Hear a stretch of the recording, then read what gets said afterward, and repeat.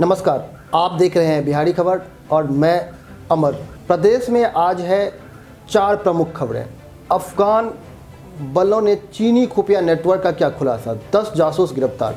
दूसरा, मैक्सिको को अगले साल तक मिलेंगे कोरोना वैक्सीन के 200 मिलियन डोज। ओली के मंत्रिमंडल में शामिल होने के लिए भारतीय राजदूत ने टोप बहादुर राय मांझी को दी बधाई।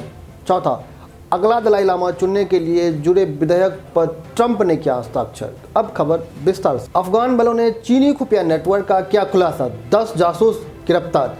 अफगान सुरक्षा बलों ने अफगानिस्तान में काम कर रहे चीनी खुफिया नेटवर्क का खुलासा किया है, जो 6 महीने से यहां पर काम कर रहे थे। साथ ही 10 जासूस को गिरफ्तार भी किया है।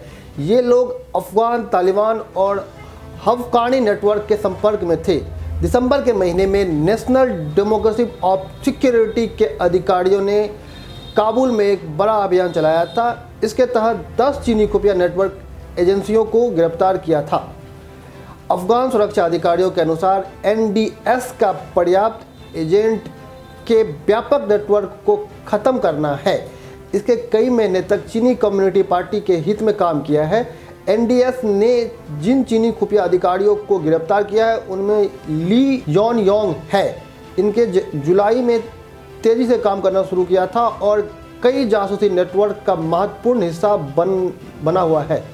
मैक्सिको के अगले साल तक मिलेंगे कोरोना वैक्सीन के 200 मिलियन डोज। मैक्सिको के अगले साल तक विभिन्न प्रकार की कोरोना वैक्सीन की 200 मिलियन से अधिक डोज प्राप्त हो जाएगी। राष्ट्रपति के प्रवक्ता सिरोज काबुलियान ने ट्वीट कर यह जानकारी दी है। मैक्सिको की सरकार ने देश के सभी नागरिकों को वैक्सीन पहुंचाने की कई एग्रीमेंट पर हस्ताक्षर किए हैं। ओली के मंत्रिमंडल में शामिल होने के लिए भारतीय राजदूत ने टोप बहादुर राम मांझी को दी बधाई।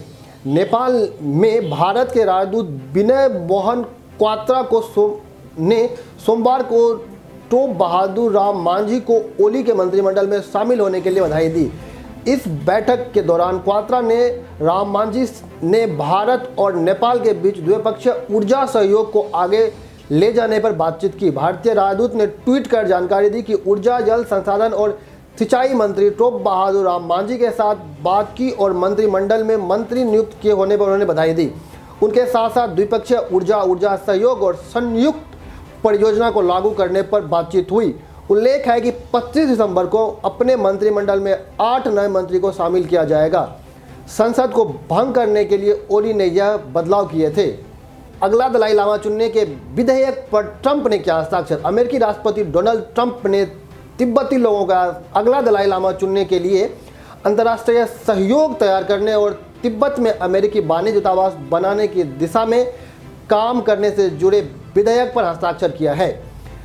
इस घटनाक्रम को निर्वाचित तिब्बती सरकार ने विश्वास और न्याय का एक शक्तिशाली संदेश बताया है।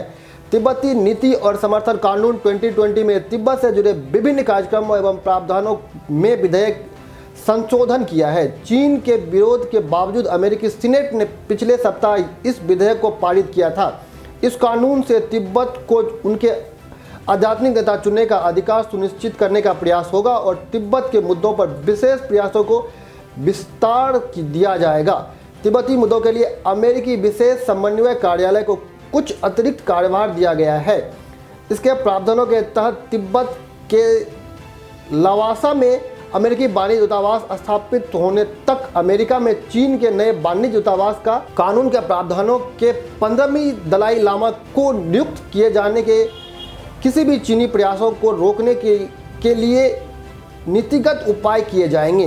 इसके तहत दलाई लामा चुनने के मामले में हस्ताक्षर करने वाले चीनी सरकार के अधिकारियों और कम्युनिस्ट पार्टी ऑफ चाइना के सदस्यों के जवाबदेह ठहराने का अधिकार होगा। धन्यवाद।